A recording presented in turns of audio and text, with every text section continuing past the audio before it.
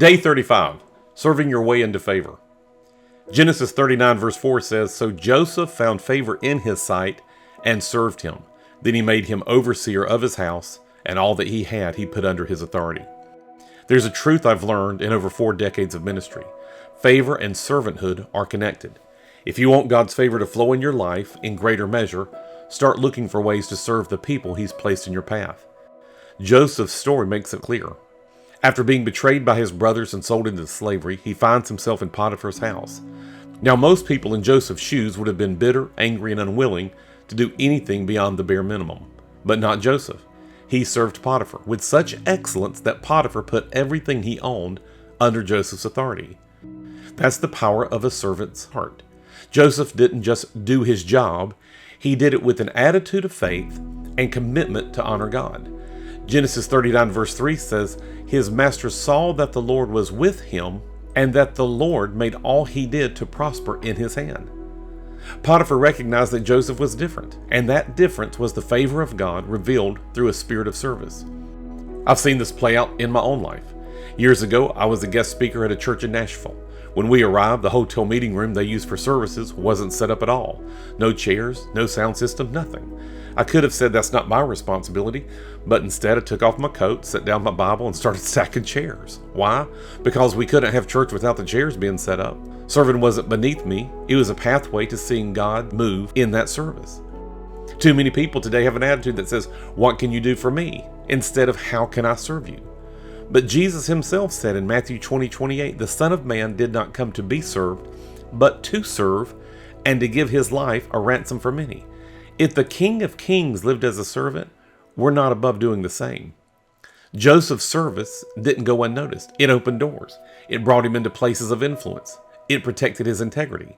When Potiphar's wife tried to seduce him, Joseph refused, saying, "How can I do this great wickedness and sin against God?"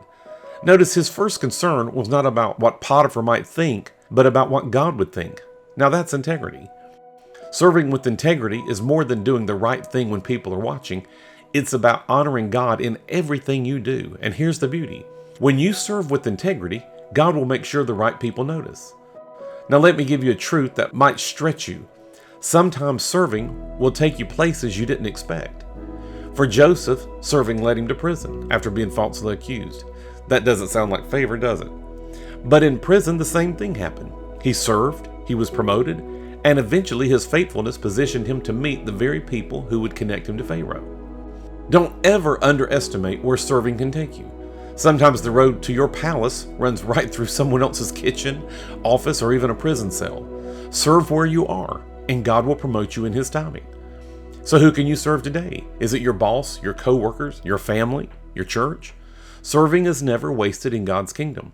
When you serve, you position yourself for favor, not because you're trying to earn it, but because you're aligning yourself with the heart of Jesus. Proverbs 11:25 says, "The generous soul will be made rich, and he who waters will also be watered himself."